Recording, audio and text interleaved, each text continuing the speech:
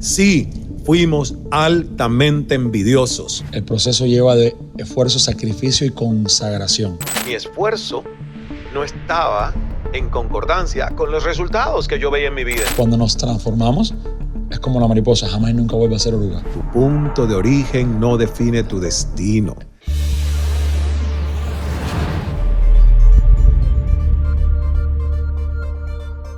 Hoy no estaría donde estoy No. si no hubiese cambiado mi mentalidad. Sí. Hoy tú y yo lo sabemos porque Pero tampoco hoy tendrías el éxito que tienes transformando a otros sin haber pasado por esa verdad, o sea, esa metamorfosis de dejar de ser oruga para convertirte en mariposa, algo totalmente diferente a lo que fuiste, dejar de vibrar en una frecuencia oscura, baja, para poder conectarte con la luz y la alta frecuencia. A veces es el camino del héroe. Y yo siento que el camino del héroe, aunque lleva mucho dolor, pero si ese dolor uno lo transita y lo usa para una transformación, luego eres pura inspiración, porque el que tuvo la vida fácil y siempre fue noble y siempre fue generoso y nunca tuvo envidia, ¿ves? A mí eso me une contigo, porque venimos del mismo lugar, tenemos una transparencia radical de decir, sí, fuimos altamente envidiosos. Y gracias a Dios nos dimos cuenta que no nos hacía bien y logramos purgar la envidia. Yo eso lo aprecio, yo quiero un mentor que me diga eso. No que me venda humos de la vida perfecta porque nadie la tiene. Porque si alguien tuviese vida perfecta, Jeff Bezos no se estuviera a punto de casar de nuevo con un matrimonio fracasado, o Bill Gates y Melinda Gates, después de 27 años, con toda la plata y el dinero del mundo, también terminaron en divorcio. ¿Entiendes? Nadie tiene la vida perfecta. Acabas de poner o de hacer una analogía que a mí me encanta porque considero que es el proceso que deberían vivir todos los seres humanos. La analogía de la oruga que se convierte en mariposa. Porque yo nunca he visto una mariposa que vuelva a ser oruga. No. El proceso no es fácil. El proceso lleva de esfuerzo, sacrificio y consagración, como todo proceso.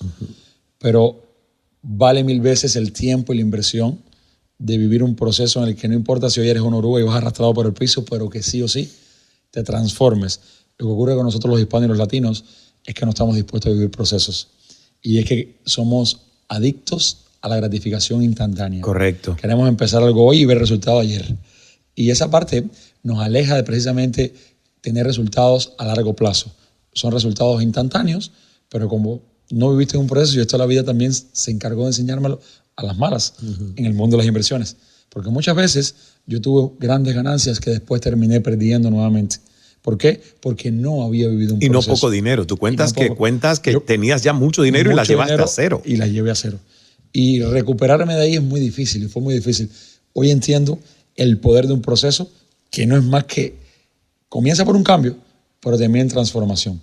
Y es que cuando te transformas, jamás y nunca vuelves a ser lo que antes fuiste. Así es. Es como tu mente, como tú bien pones esa analogía de Albert Einstein, que dice que cuando tu mente se expande, jamás y nunca vuelve a su lugar original. Correcto. Lo mismo pasa con nosotros los seres humanos. Cuando nos transformamos, es como la mariposa, jamás y nunca vuelve a ser oruga.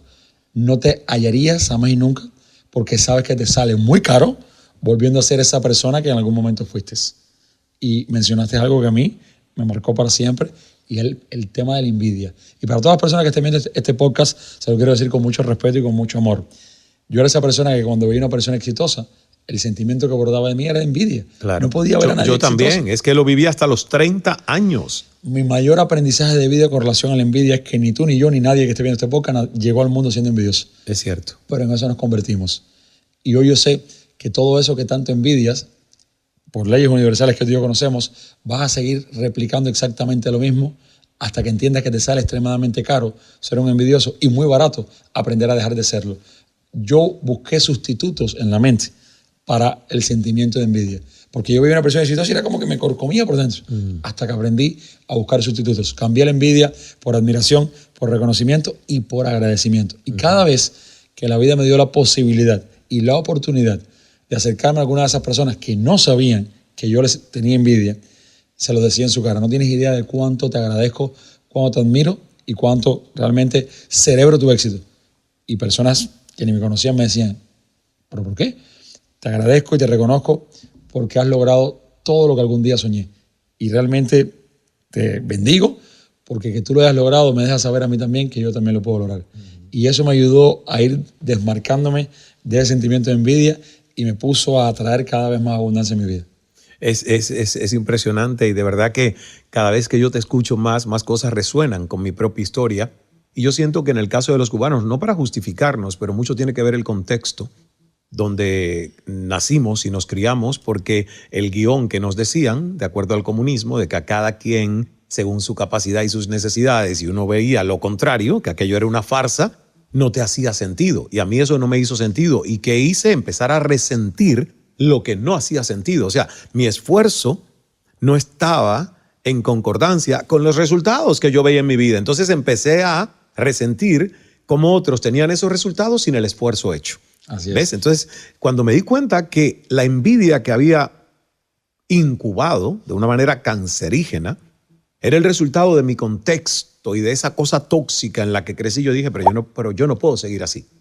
Y eso es lo que nosotros a través de Mentes Millonarias llevamos a las personas. Así es. Es un movimiento de transformación desde la psicología, la mentalidad. Si tú cambias la filosofía, la economía de tu bolsillo va a cambiar. Totalmente. Porque si cabe en tu mente, cabe en tu cuenta, cabe en tu bolsillo.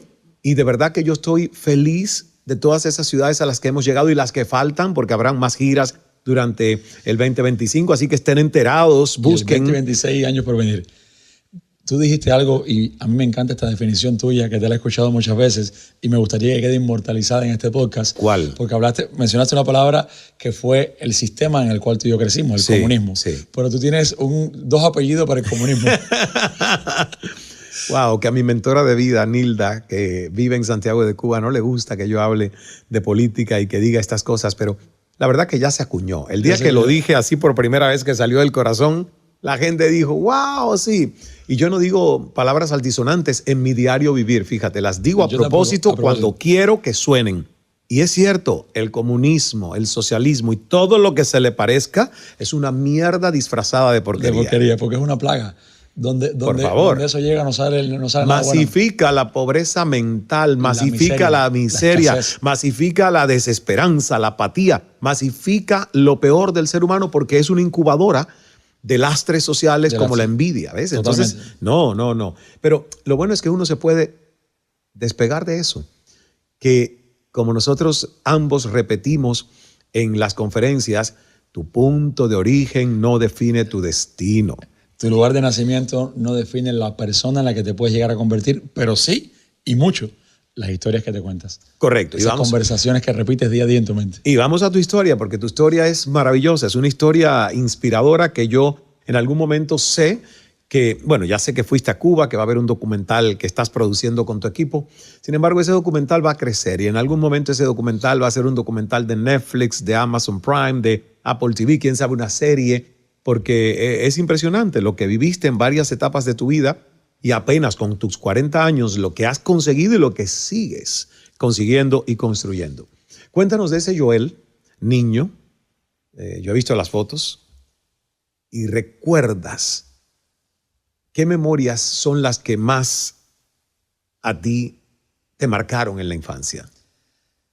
La escasez mucho.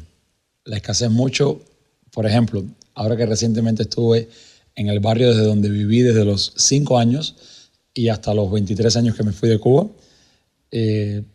era como que, por ejemplo, yo soñaba en mi mente cuando alguien venía, al familiar de un amigo de Estados Unidos, y yo era como que me pasaba horas solamente con mi mente enfocada en una foto de ese familiar que vivía aquí en los Estados Unidos y veía las palmeras de aquí de Miami y veía, o sea, era como un viaje al futuro en un estado de sitio, en un lugar donde todo lo que había era sombrío, era incoloro porque incluso casas despintadas, todo, que sigue estando igual o peor en la actualidad. Y yo recuerdo que en ese entonces, con muy poco, era feliz. Con que yo pudiera conseguir unos rolletes, unas cajas de bola, como le llamaban en Cuba, para armar mi chivichana de palo y poder tirármelo más abajo, yo con eso era feliz. Un carrito con el que jugábamos los niños en Cuba, hechos rudimentariamente con palos y puntillas y rolletes de bola. Cajitas de bolas de los mecanismos de los motores. Entonces, esos eran nuestros Rolls Royce y Mercedes-Benz. Eso era nuestro Rolls Royce. Con eso, tener una chivichana en Cuba era ser muy feliz. Sí. Era como decir, wow. Sí. Y recuerdos tristes cuando, por ejemplo, mi mamá siempre hizo hasta lo imposible porque todos los días, al menos, tuviéramos un plato de comida sobre la mesa. Wow, un plato de comida. Un plato de comida. A mí no se me olvida nunca y hoy la admiro más por eso, porque mi mamá fue como esa heroína que yo tuve, que a pesar de la miseria y a pesar de la escasez, siempre a nivel mental nos mantenía, porque imagínate, desesperación por el hambre. Ya tú sabías que llegaba el momento de la comida. Y tú le preguntabas, mami, yo le pregunté a mi mamá, mami, ¿qué hay hoy de comida? Y su respuesta siempre era, comida. Nunca me decía... A lo mejor no sabía, ¿no? No. Ella lo decía porque había muchas cosas que... O sea, era como que para que no le dijera, mami, arroz y huevo frito de nuevo. De nuevo, otra vez. Entonces ella me decía, comida. Y yo no me enteraba de lo que iba a comer. Y yo era un chismoso, el olor. No me dejaba ni pasar a la cocina para ver si por el olor, hasta que llegaba el momento de la comida y me ponían a mi platico de comida con lo que había. Con lo que había. Y eso era lo que había. Y algo que le voy a agradecer siempre, siempre, siempre. No se me va a olvidar nunca. En la bodega daban un pancito, sí, que venía en una carreta llena de moscas a la bodega, que a veces hacíamos 3-4 horas para tomar ese pan. Y mi mamá, por muchos años, éramos 4 personas en el núcleo de la familia, era mi padrastro, mi mamá, mi hermana y yo. Y mamá, por muchos años, nunca se comió su pan, que también tenía hambre, y lo partía en 2 para que la mitad de ese pan de ella fuera la merienda mía y de mi hermana. Y eso, o sea, hoy para mí ella es mi heroína de vida y esto me choca, porque es esa parte que nunca nadie en tu vida va a hacer lo que tu mamá hace por ti. Nuestras madres son... Uf.